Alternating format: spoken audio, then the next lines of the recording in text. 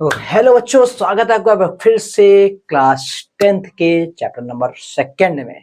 ठीक है, आज हम लोग पढ़ने वाले हैं क्षारों के सामान्य गुणों के बारे में और इनसे रिलेटेड कुछ एनसीईआरटी क्वेश्चंस को सॉल्व करेंगे। चलिए शुरू करते हैं। देखिए, पहला हमारे पास क्षार का सामान्य गुण लिखा हुआ है, कह रहा प्रबल क्षार भी प्रबल संचारक होते हैं। जिस प्रकार से अम्ल प्रबल जो थे वो प्रबल संचारक थे, लकड़ी, कागज, कपड़ा और त्वचा को जला रहे थे, ऐसे ये भी हैं। ये भी वैसे व्यवहार करते हैं। प्रबल क्षार जो होंगे प्रबल संचारक होंगे, ये भी लकड़ी, कागज, कपड़ा, त्वचा आदि को क्या कर देते हैं, गला देते हैं। ठीक है ना। इसके साथ साथ हम जानते हैं कि क्षार भी स्वाद में कैसे हैं। ये अम्ल स्वाद में खट्टे होते हैं, तो स्वाद जो क्षार हैं वो स्वाद में तीखे होते हैं, करेले जैसे, साबुन जैसे। ठीक है ना। बट कह रहा है ये होते क्या है, हानिकारक होते हैं। तो हानिकारक होने की वजह से आपको इनको भी चक्के नहीं देखना है। ठीक है ना, ज्यादा शक्तिमान ना बनिएगा, नहीं उड़ जाएंगे। ठीक है, चखना नहीं है। चलिए अगली बात देखते हैं हम लोग। फिर कह रहा है क्षार भी जल में विलय होते हैं, क्योंकि भैया जैसे अम्ल को अम्लीय गुण दिखाने के लिए जल में जाना पड़ता है, H+ आयन मुक्त करना पड़ता है, उसी प्रकार से क्षार को भी क्षारीय गुण दिखाने के लिए जल में जाना पड़ेगा, OH आयन मुक्त करना पड़ेगा, तभी वो क्षार कहलाएगा। क्षार, ध्यान रखिए, आपको क्षार और क्षारक में फर्क बताया था हमने। ठीक है ना, कि इस क्षारक आप हर एक को बोल सकते हो। ठीक है ना, जैसे NH3 है वो भी क्षारक है। हमने तरीका आपको बताया था, परिभाषा बताई थी, आप जाके स्टार्टिंग वीडियो में देख सकते हैं। ठीक है ना। बट क्षार केवल वही होते हैं जो OH आयन निकाले। ठीक है ना, OH आयन निकालने के लिए उसको क्या करना पड़ेगा, जल में जाना पड़ेगा। अतः ये जल में क्या होते हैं, विलय होते हैं। ठीक है ना। फिर कह रहा क्षारों का जलीय विलयन क्या करेगा, लाल लिटमस पेपर को नीला कर देता है। ठीक है, अगर क्षार क्षारीय गुण दिखाएगा, जैसे अम्ल अम्लीय गुण दिखाते हुए क्या करता था, नीले लिटमस को लाल कर देता था। अब क्षार अगर क्षारीय गुण दिखा रहा होगा तो वो क्या करेगा, वो लाल लिटमस पेपर को नीला कर देगा। ठीक है ना। और लिटमस पेपर कहाँ से आते हैं, हमारे पास लिटमस पेपर जो होते हैं वो प्राकृतिक सूचक होते हैं। सूचक उनको कहते हैं जो हमें किसी चीज की जानकारी दें। ठीक है ना। तो अम्ल और क्षार की जानकारी देने वाले लिटमस पेपरों को हम लोग क्या कहते हैं, प्राकृतिक सूचक। ठीक है, तो क्षार की जानकारी कैसे मिलती है, क्षार जो होते हैं वो लाल लिटमस पेपर को नीला कर देते हैं। ठीक है ना। लिटमस पेपर आते कहां से हैं, ये हमारे थैलोफाइटा ग्रुप के लाइकेन नामक पौधे से बनाए जाते हैं। ठीक है ना, प्राकृतिक है, ध्यान रखिएगा। ठीक है, तो समझ में आ गया भैया कि क्षार का जलीय विलयन क्या होगा, लाल लिटमस पेपर को नीला कर देगा। जलीय विलयन हमने लिया है, बिना जल के वो तो ये व्यवहार क्षारी दिखाएगा ही नहीं। इसके अलावा कह रहा फिनोल्फथैलीन, देखिए ये भी एक इंडिकेटर है, ये प्राकृतिक नहीं है, केमिकल है। ठीक है ना, केमिकल ही है ये फिनोल्फथैलीन। इसमें अगर क्या करेंगे, अगर फिनोल्फथैलीन आप विलयन लेकर उसमें अगर क्षार का परीक्षण करेंगे, तो अगर आपके पास क्षार है तो वो क्या कर देगा, गुलाबी रंग दे देगा। ठीक है ना। आपने क्या किया, पर्सनली लिया, उसमें फिनोल्फथैलीन डाल लिया और उसमें थोड़ा सा क्षार डाला, तो क्षार डालते ही वो कैसा हो जाएगा, पिंक कलर का हो जाएगा, गुलाबी रंग का हो जाएगा। ठीक है ना। अगर हमारे पास में जैसे अवेलेबल होता है फिनोल्फथैलीन, तो हम इसका एक्सपेरिमेंट भी डालेंगे, फिनोल्फथैलीन किस तरह से गुलाबी रंग दिखाता है वो भी दिखाएंगे। और फिर उस गुलाबी रंग के बाद में अगर आप उस पर एसिड का परीक्षण करना चाहते हैं, तो एसिड डालते ही वो एसिड के साथ में रंगहीन होता है। कैसा होता है, रंगहीन। तो फिनोल्फथैलीन जो होगा वो देखने में बिल्कुल पानी जैसा होगा, तो आपको पानी जैसा लिक्विड मिलेगा। आप उसमें क्षार डालिए, वो गुलाबी रंग का हो जाएगा। ठीक है ना, समझ में आ जाएगा आपने क्षार डाला है।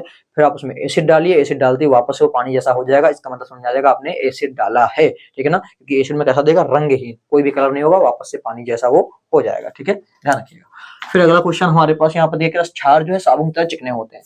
तो मेन जो साबुन हम लोग लगाते हैं या कपड़े होते हैं वो हमारे क्षार से ही बनते हैं। ठीक है ना। दो प्रकार के प्रबल क्षार ने पढ़े थे, KOH और NaOH।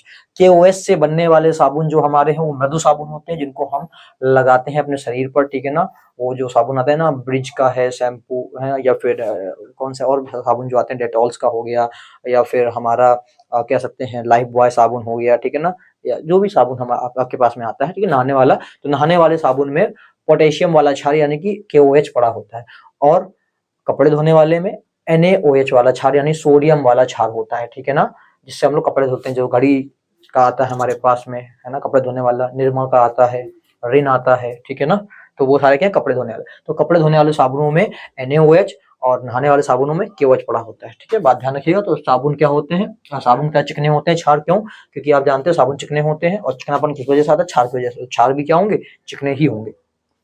अब देखिए यहाँ प्रश्न पूछा गया, कह रहा है कि जब सोडियम हाइड्रोक्साइड में, सोडियम हाइड्रोक्साइड मतलब NaOH, इसमें कह रहा अधिक क्षार मिला दें, मतलब अलग से हमने क्षार डाल दिया, कोई भी मान लीजिए क्षार डाल दिया, कोई भी डाल दे रहे हैं हम, COH का होल ट्वाइस, कोई भी क्षार डाल लें, तो कह रहा हाइड्रोक्साइड आयन की सांद्रता इस OH पर क्या इफेक्ट आएगा।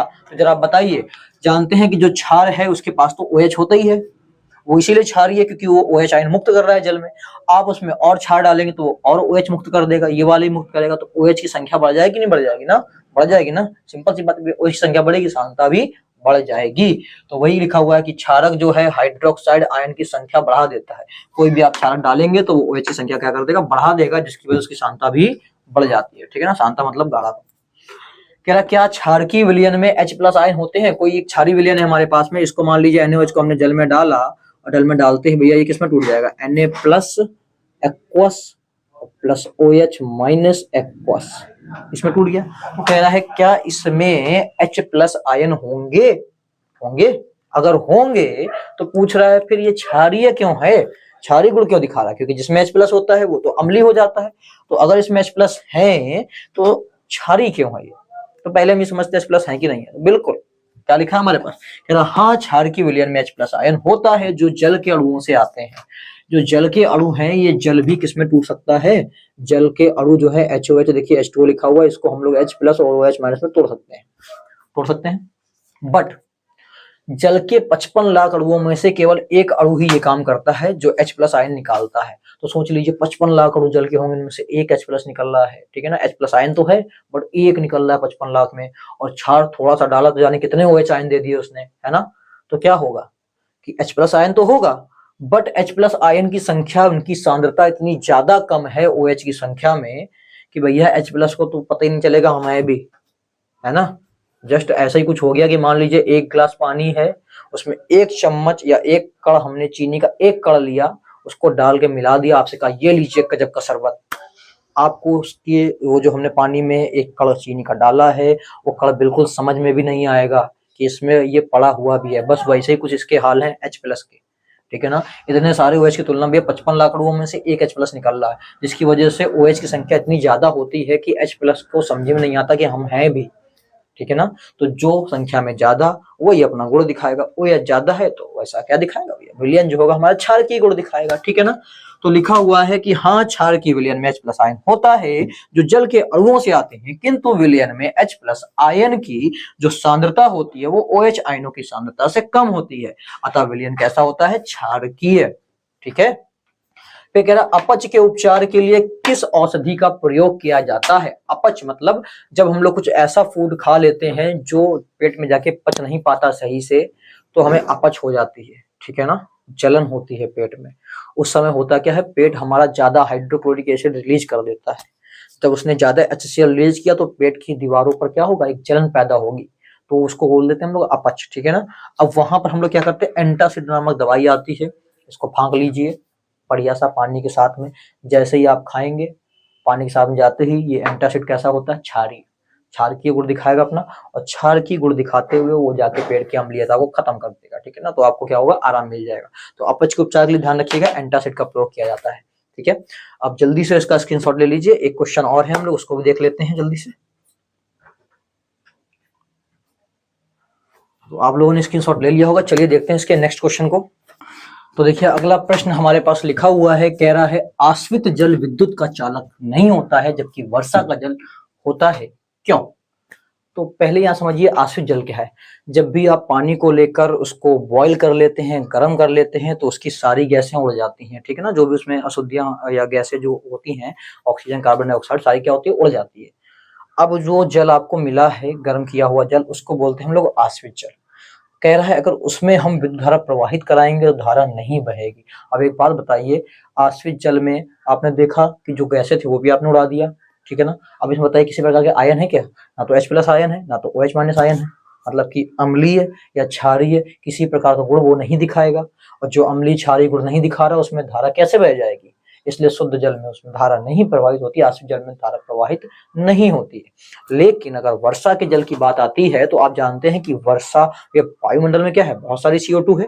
ठीक है ना, अब जब बारिश होती है तो बारिश का पानी उस CO2 से अभिक्रिया करता है और H2CO3 नाम का एसिड बना देता है। अब वो एसिड आयनों में वियोजित हो जाएगा। ठीक है ना, तो उस जल में क्या होगा, वो H2CO3 अपने आयन H+ मुक्त करता है, जिसकी वजह से अब की बार क्या हुआ है, उस वर्षक जल में आयन आ चुके हैं, और जिसमें आयन उपस्थित है वहां पर तो धारा बहना स्वाभाविक है है ना, इसलिए वर्षक जल में धारा बह जाती है। ठीक है ना, तो देखिए यहाँ क्या लिखा हुआ है कि आश्रित जल अम्लीय या क्षारीय नहीं होता है ना, तो अतः यह विद्युत का चालन भी नहीं करेगा। ठीक है, जबकि कह रहा वर्षा के जल में CO2 घुली होती है जो कार्बोनिक अम्ल बना लेती है, यानी कि H2CO3। यह कार्बोनिक अम्ल आयनों में विघटित हो जाता है, जिसके कारण वर्षा का जल विद्युत का चालन करने लगता है। ठीक है ना, देखिए ये रहा जल, ये रही CO2 वायुमंडल की, आपस में ये रिएक्शन करेंगे, बना लेंगे H2CO3, ये एक एसिड है, दुर्बल अम्ल है H2CO3। अब उस पानी में, जिस पानी में इसको डालेंगे, अब इस पानी में ये होगा, उस पानी के साथ में क्या करेगा, ये H2CO3 अपना H+ आयन देकर उसको H3O में कन्वर्ट कर देगा। ठीक है, और फिर यहाँ पर क्या होगा, CO3 आयन ब्रेक हो जाएंगे। तो देखिए आयनों में टूट गया ना, आयनों में टूट गया है, तो इसका मतलब यहाँ पर क्या होगा, अब यहाँ पर धारा बह जाएगी। आप इसको इस तरह से ब्रेक कर सकते हैं H2CO3 को, कि 2H+ प्लस CO3 2- और ये किसमें होगा, एक्वस फॉर्म में। ठीक है, इस तरह से भी दिखा सकते हैं इसको।